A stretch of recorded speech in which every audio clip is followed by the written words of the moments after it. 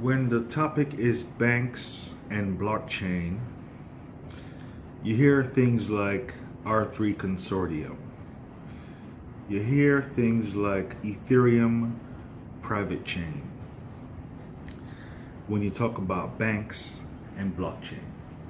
So banks have progressed into looking at Ethereum, the software of Ethereum, to be used as a private chain that would eventually link up to the public chain. And this is as far as it gets when you talk about banks and blockchain. This is where they're at right now.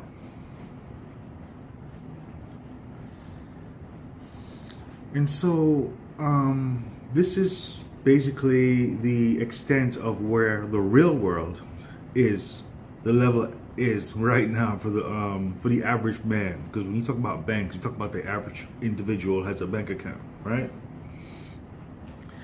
However, beyond that, in the future, there are banks, well, there is a bank that I know of, and there are applications that are running on a blockchain and are perfectly, doing everything that a bank could do and beyond.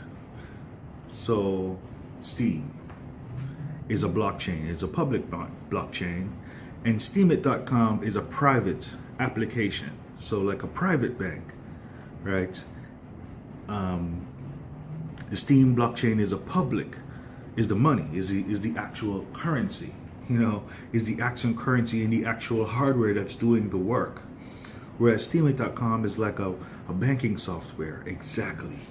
It's like a trading bot, so Steemit.com is like a banking software, and it runs on top of the Steem blockchain to generate transactions, individuals trading, upvoting, commenting, trade between social trade, time and attention, influence, that type of stuff, right? And so, and then the Steem blockchain generates money, because of, delegated proof of stake, which is a type of mining algorithm. I'm not going to get all deep into it, right? But the same thing now, when you look, I'm explaining that to introduce to you the BitConnect banking software. BitConnect has a banking software that is on top of the BCC blockchain. The BCC token is all the money going in and out of the system. The banking software is the BitConnect website. Another software can come along and use the BCC blockchain. Another something that does something but uses the BCC token can come along and do that. And another one, and another one, and another one.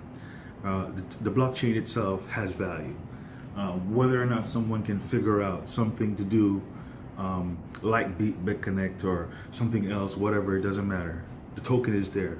The token is there. You can build a software and run that on top of the BitConnect, the BCC blockchain, just like Steemit.com runs on top of the Steem blockchain.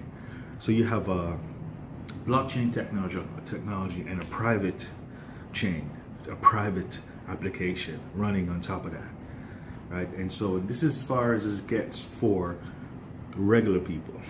As far as the banking system has reached a point where to say that looking at Ethereum, they're looking at Ethereum to say private Ethereum chain to eventually link up to the public chain. But how far behind it is Ethereum right now?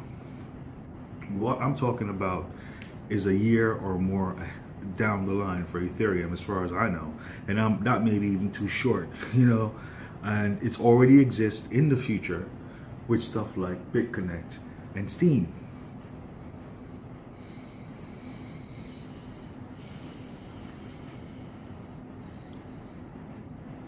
And by the time everyone else gets to that point, I'll have so much money that I don't even care how much money I have, because it doesn't matter. I have all the money, as much as I can possibly spend in my physical experience. There is a limit to how much I can pay for versus how much money I have access to, because it gets so big that I don't even have it anymore. I can't even have it, because if I have it, I would have to know how much I have. But if there's so much that I don't even know how much I have, then guess what? I have all of it as much as I can get access to or allow myself access to. Preach on!